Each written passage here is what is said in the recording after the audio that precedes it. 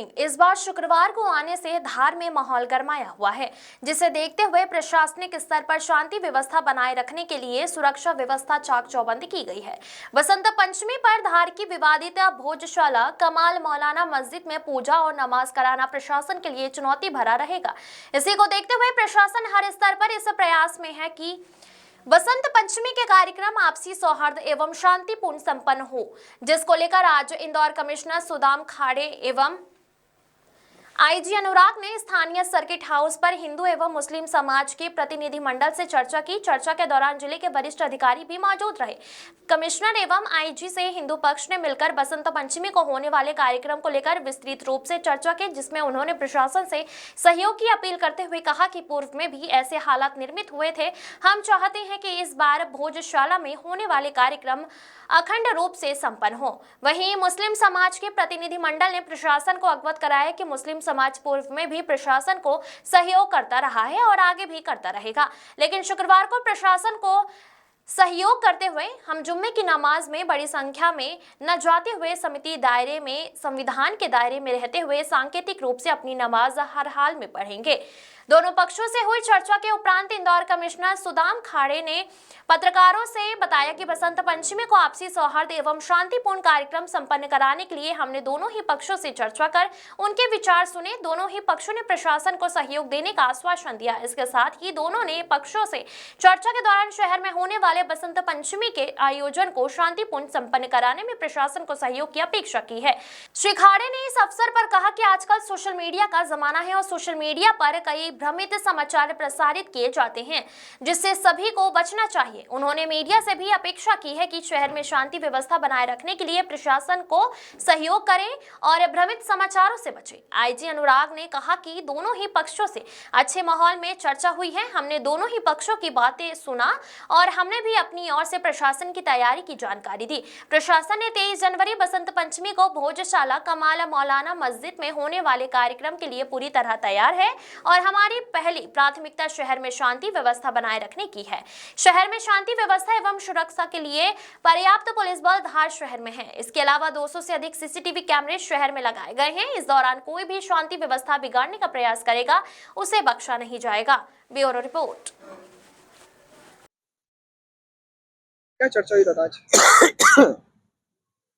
आज आईजी और कमिश्नर साहब, कलेक्टर साहब, एसपी साहब, आज पूरी भोज समिति के साथ बैठक हुई। बैठक में उन्होंने, क्योंकि कलेक्टर से चर्चा होती रहती थी, क्योंकि धार में ही है, आज में आए थे, तो उन्होंने पूरा कार्यक्रम की रूपरेखा समझी। प्रत्येक कार्यक्रम में कितनी संख्या उपस्थित हो जाएगी, ऐसा क्या, इन सब बातों की चर्चा हुई। उन्होंने पूरा पूछा कि क्या क्या है अखंड पूजा की आपकी रचना क्या है। यही कि हमारे पिछले 4 बसंत पंचमी शुक्रवार जिस पर गए हैं, उसको देखते इस बार हिंदू समाज संकल्प लिया है कि अखंड पूजा हो और उसमें आपका सहयोग चाहिए। बस हमने उनसे बात की है। बसंत पंचमी के पहले कल मंगलवार है, हाँ, क्या रूपरेखा रहेगी? देखिए, हमने तो समाज से आह्वान कर रहे हैं कि बसंत पंचमी का पूर्व मंगलवार है और ये मंगलवार की संख्या तय करेगी कि हमारी माँ की पूजा कैसी होगी। इस आह्वान को लेकर भी हमने नगर में संपर्क भी किया है। तो कल ऐसी उम्मीद है कि 3 से 4 हजार की संख्या उपस्थित होने वाली है। प्रशासन के साथ देखिए, प्रशासन से बैठक के लिए आज हमारा मुस्लिम डेलीगेशन आया था। उसमें शहर काजी साहब, मुख्य तौर पे हमारे वरिष्ठ लोग जो भी थे, समाज के सब लोग आए थे।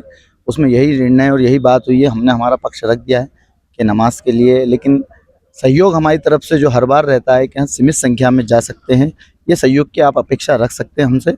और उन्होंने हमें ये आश्वासन दिया है कि आगामी आदेश तक हम इंतज़ार करें, जो भी आदेश आएगा उसका हम पालन करेंगे।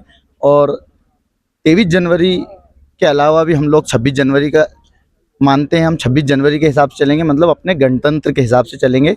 संविधान जो हमें पावर दे रहा है, संविधान जो हमें कह रहा है, वो उसका पालन करेंगे, ना कि किसी को हम चैलेंज करेंगे या किसी के दबाव में काम करेंगे। अब्दुल समद, मौलाना कमालुद्दीन वेलफेयर सोसाइटी, मुस्लिम समाज सदर धार।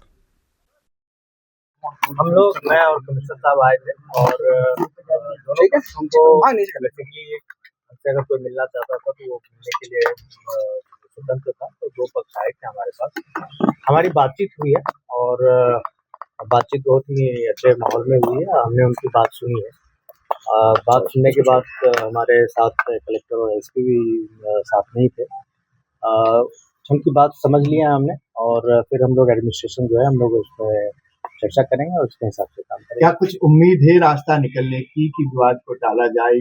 किस तरह की बात? नहीं बिल्कुल है, यहाँ कोई विवाद की स्थिति बनने हम नहीं देंगे और लॉ एंड ऑर्डर हमारा प्रमुख चीज़ है और उसको हम मेंटेन करेंगे। लॉ एंड ऑर्डर को मेंटेन करने के लिए हम हर तरह के वो कदम उठाएंगे जो हमें उठाना चाहिए। सर एहतियात के तौर पर क्या डिप्लॉयमेंट किया गया है?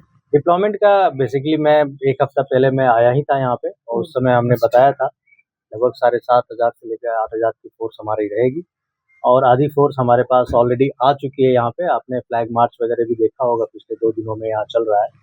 अभी भी मैं जा रहा हूँ एसपी और अपने अधिकारियों के साथ बैठूंगा और उनकी जो प्लान है, डिप्लॉयमेंट प्लान है और किस तरह से डिप्लॉय करना है, कहाँ कितनी फोर्स लगानी है, उन्होंने जो प्लान बनाया है उसका मैं स्टडी करूंगा और उसमें अगर कुछ बताना होगा तो मैं उसमें सर सीसीटीवी वगैरह भी कितने?